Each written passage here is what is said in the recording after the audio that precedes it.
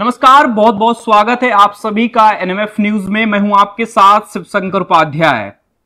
नेपाल हिंसा के बाद राहुल गांधी देश के जेनजी यानी भारत के जेनजी से अपील करने लगे कि देश का संविधान अब जेनजी बचाएं। देश में वोट चोरी हो रही है, उसको लेकर भी जेनजी को अपील कर रहे हैं। लेकिन उसके बाद लेह लद्दाख में जिस तरीके से हिंसा फैली, जिस तरीके से सीआरपीएफ की गाड़ियां फूकी गई, बीजेपी कार्यालय को फूका गया, उसके बाद कई सारे सवाल उठने लगे। क्या राहुल गांधी अपने राजनीतिक फायदे के लिए देश के जेनजी को भड़का रहे हैं? ये तमाम सवाल हैं और इन सब मुद्दों पर विस्तार से चर्चा करेंगे। हमारे साथ में सुप्रीम कोर्ट के वरिष्ठ वकील डॉक्टर एपी सिंह साहब जुड़े हुए हैं। सर, बहुत बहुत स्वागत है आपका। लेह लद्दाख में जो चल रहा है, क्या कहेंगे कि राहुल गांधी विपक्ष के नेता देश के जेनजी को भड़का रहे हैं क्या? थोड़ी रहा जल रहा है लद्दाख। वो लद्दाख जो शांति की पहचान था, जिस लद्दाख ले जाने के लिए हमारे देश की संसद में सांसद आया जिनका नाम माननीय अमित शाह जी, जो कि फिर गृह मंत्री बने, और उन्होंने एक दिन में ही उस बदनुमा धब्बा को 370 और 50 फाड़ कर फेंक दिया और कह दिया जहां हुए बलिदान मुखर्जी वो कश्मीर हमारा है, और जो कश्मीर हमारा है वो सारा का सारा है। पूरा कश्मीर, पूरा श्रीनगर, पूरा लद्दाख, पूरा लेह जो अलग अलग पड़ा था, खुशहाली आ गई। टूरिस्ट फिर से लौटने लगे, युवाओं को नौकरी मिलने लगी, काम, हर हाथ को काम मिलने लगा, शिक्षा मिलने लगी, रोजगार मिलने लगा। लद्दाख का नेवल हाई कोर्ट की बिल्डिंग विशाल जगमगाती हुई दिखने लगी। लोगों को न्याय की उम्मीदें बढ़ने लगी, लोगों का विकास होने लगा। कुछ लोगों को पसंद नहीं था, कुछ लोगों को रास नहीं आया, और उन्हें नेपाल की तरह यहां भी लोगों को मिसगाइड करना शुरू किया, हमारे युवाओं को, और जिसका परिणाम हुआ लद्दाख में बहुत बड़ी हिंसा। लद्दाख जला, लद्दाख की सड़कें सन्नाटा छा गई, कर्फ्यू छा गया, आगजनी हुई, लोगों की हत्या हुई, लद्दाख के लोगों की मौत हुई, लद्दाख के लोग गिरफ्तार किए गए, लद्दाख के लोग जेल गए, और नक्शे पर जो लोग लद्दाख को शांति प्रिय घूमने के लिए जाते थे, उस लद्दाख पर धब्बा लग गया। कारगिल की लड़ाई में लद्दाख ने बहुत बड़ा साथ दिया। आज इतना बड़ा अपमान का धब्बा, इतना बड़ा ब्लैक स्पॉट बना दिया गया लद्दाख को, और नेता प्रतिपक्ष से ऐसी उम्मीद नहीं थी। राहुल गांधी जी ने भी, उनकी मां ने भी, उनकी नानी दादी ने भी, इंदिरा जी ने भी कहा था, मेरे खून का एक एक कतरा इस देश की एकता अखंडता को मजबूती देगा। क्या शब्द था! क्या जन जी की एकता अखंडता को देखना चाह रही थी? क्या जलते हुए लद्दाख से एकता अखंडता की आवाज आना थी? क्या जलता हुआ लद्दाख हमारे देश के संविधान की रक्षा की तरफ बढ़ा रहा है? क्या सुलगता हुआ लद्दाख, मरते हुए लद्दाख के लोग, लाशें बिछी हुई सड़कों पर लद्दाख के लोगों की, ये हमारे युवाओं का पहचान बन गई है। इतना दुखद ये रहा लद्दाख का प्रकरण, जिसकी वजह से आप सबने देखा ये सब। और ऐसा नेपाल के, हमारे देश के विपक्ष के नेता ने कहा। दुख ये तब होता है कि हमारे देश के विपक्ष के नेता को ऐसे शब्द अच्छे लगते हैं। आप अपनी स्क्रीन पे टेलीविजन के, आप बहुत बड़े टेलीविजन नेटवर्क हैं, आप बहुत बड़े पत्रकार हैं, और आपने इस विषय को उठाया, हम धन्यवाद करते हैं। आपने अपने दर्शकों के लिए निष्पक्ष, निर्भीक और निडर पत्रकारिता का अंजाम देते हुए बोला इस बात को। तो ये लद्दाख करना चाहते हैं, और लद्दाख के भोले भोले युवक, शांति प्रिय ठंडा लद्दाख, खुशहाल लद्दाख को नजर लगी है, और उस नजर लगाने में हमारे देश के नेता प्रतिपक्ष भी रहे। हम तो कहते हैं अतिशोक्ति हो जाएगी। उनकी मौत के जिम्मेदार ऐसे बयान हैं, जिसने भी बयान दिए, चाहे राहुल गांधी जी ने दिए, चाहे किसी और ने प्रतिपक्ष ने दिए। आप भाजपा का विरोध करिए, आप मोदी जी का विरोध करिए, अच्छी बात है, कोई बात बुरी बात नहीं, लोकतंत्र है हमारा। लेकिन लद्दाख के लोगों को ऐसा भड़का के, ऐसा उन्हें मौत के घाट उतरवा के, ऐसी आगजनी जला के, ऐसी सरकारी गाड़ियां फुकवा के, ऐसा विद्रोह करा के, आप क्या कहना चाहते हैं? पास के देश कारगिल के पास वहां बॉर्डर्स है, पाकिस्तान का बॉर्डर है, हमें उस पर ध्यान रखना है। हमें अपने पड़ोसी देश के नाकाम इरादों को देखना है। क्या लद्दाख में भी युवाओं को आतंकवादी बनाना चाहते हैं? क्या श्रीनगर की घाटियों की तरह बनाना चाहते हैं? वो तो इस चक्कर में नहीं पड़ते। बौद्ध धर्म के महान अनुयायी, बौद्धिक संप्रभुता को मानने वाले बुद्ध ने तो शांति का रास्ता दिया।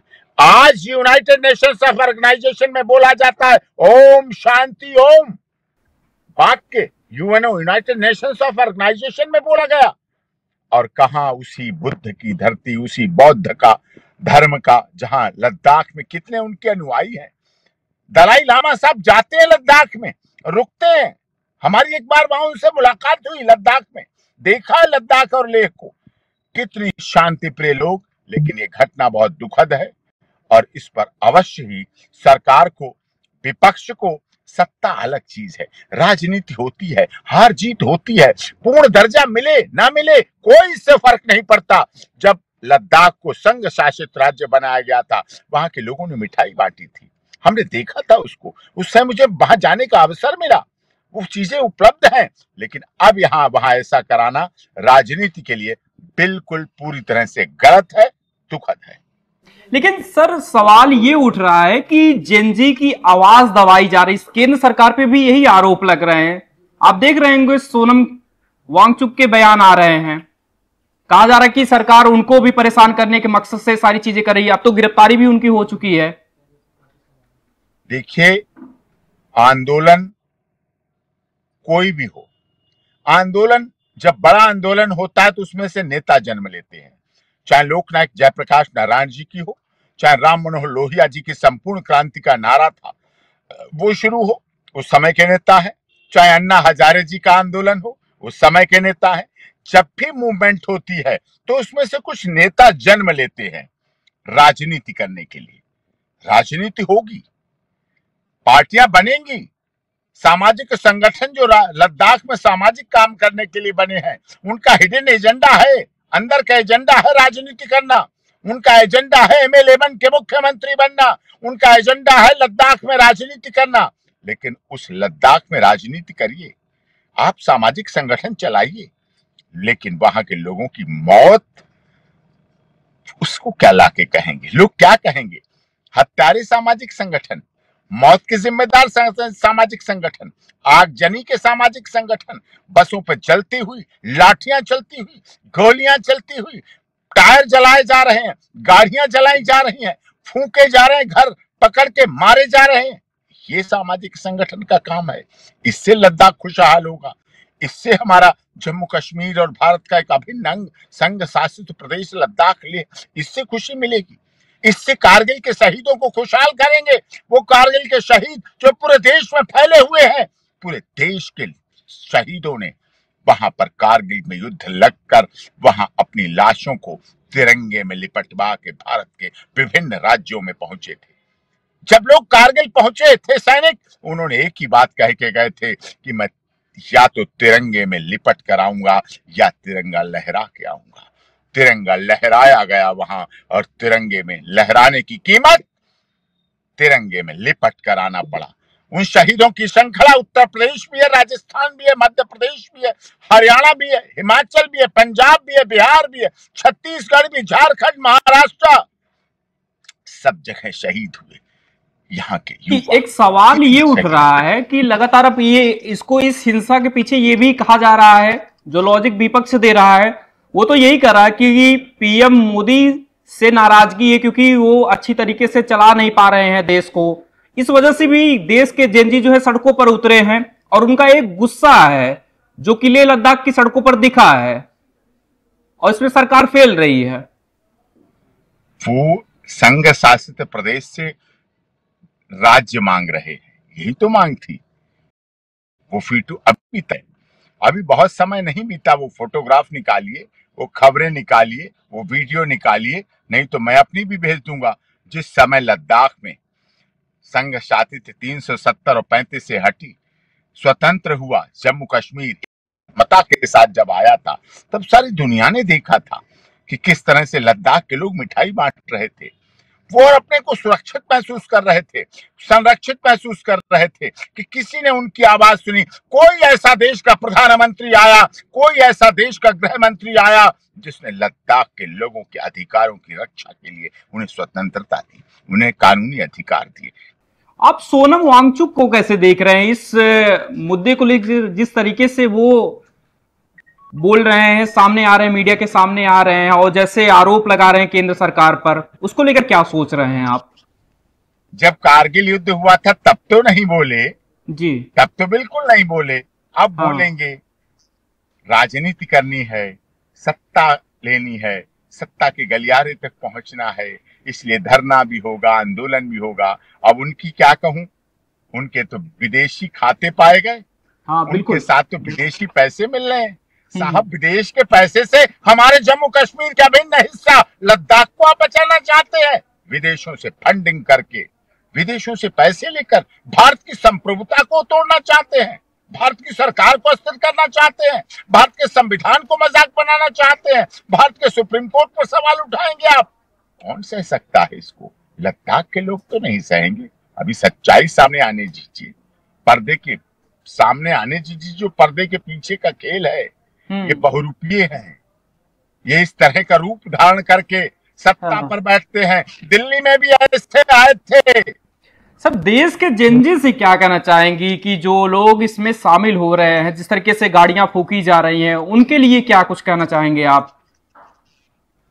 देखिए, अपने संविधान को देखो, अपने युवाओं को देखो, अपने युवा जोश का सदुपयोग करिए। नेताजी सुभाष चंद्र बोस, चंद्रशेखर आजाद, राम प्रसाद बिस्मिल, रोशन सिंह, शहीद अशफाक उल्लाह खां, इनके इतिहास को पढ़िए, इनके त्याग बलिदान को बेकार मत चाहिए। उन्होंने भारत माता की रक्षा के लिए किया था। माता की रक्षा के लिए हमारे देश के सैनिक शहीद होते हैं। इस तिरंगे के सम्मान को रखिए। इस विपक्ष के और इसके पार्टियां आएंगी जाएंगी, सत्ता बनेगी बिगड़ेगी, चुनाव होंगे, हार होगी, जीत तो कुछ होगा, लेकिन युवाओं को, हमारे देश की युवा पीढ़ी को बहुत आगे बढ़ना है, बहुत सकारात्मक ऊर्जा करनी है। हमारा देश युवाओं का है। देखना, इस आंदोलन के मूवमेंट बनाई गई जिसमें हिंसा हुई, कितने युवा गिरफ्तार होंगे, कितने युवाओं को जेल जाना पड़ेगा, कितने युवाओं का भविष्य खराब होगा, कितने युवाओं को नौकरी में केस परेशानी बनेगा, कितने। लद्दाख का महोत्सव जो मनाया जाने वाला था इस सुनहरे मौसम में, इस गुलाबी कैंसिल कर दिया गया, निरस्त कर दिया गया। कितने विदेशों से आने वालों की कैंसिल हो गई, कितने लोगों के पास हमारा भी जाने का प्रोग्राम था, सब कुछ पोस्टपोन हुए, सब कुछ अस्थिरता आ गई, कोई नहीं जाना चाहता है। सब दुखी हो गए, सब हते थे। मनाली के रास्ते होते हुए हम लद्दाख पहुंचे, लेकिन आज वो अधूरा रह रहा है। अब वो सपना बनता जा रहा है। लोग डरे अपने लद्दाख से, अपने जम्मू कश्मीर जो हमारा सिरमौर रहा था, उसका हिस्सा है लद्दाख, कहीं और का नहीं है, जिसने सदैव संघर्ष किया है। उनके युवाओं से मेरा कहना है, आपके चैनल के माध्यम से वर्ष है, अपनी गंभीरता को समझिए, अपने जोश समझिए, जोश के साथ होश मत खोइए, कानून हाथ में मत लीजिए, विश्वास रखिए महामहिम गवर्नर साहब पर। वो संभाल रहे हैं, सब कुछ कर रहे हैं, विश्वास के साथ जीतिए। ये राजनीति करने वाले अपना चुपचाप बैठ जाएंगे, केस आप पे लगेंगे, गिरफ्तार आप हो रहे हैं, मौतें आपके परिवारों की हुई, अंधेरा आपके घर छाएगा। नेपाल में जिस तरीके से जेनजी सड़कों पर आए, वहां पर सरकार को लेकर जो कुछ भी हुआ, और अब जेनजी जिस तरीके से लेह लद्दाख की सड़कों पर उतरे हैं, क्या लग रहा है कि सरकार यहां भी पलट जाएगी, या फिर हैं मोदी जी इतने काबिल कि संभाल पाएंगे? नहीं, भारत और नेपाल की तुलना बिल्कुल मत कीजिए। जिनको नेपाल लगता हो, जो नेपाल की युवाओं की नकल करना चाहते, मैं तो कहता हूं उन्हें नेपाल चले जाना चाहिए, उन्हें बहुत छोड़ देना चाहिए, उन्हें नेपाल जाना चाहिए।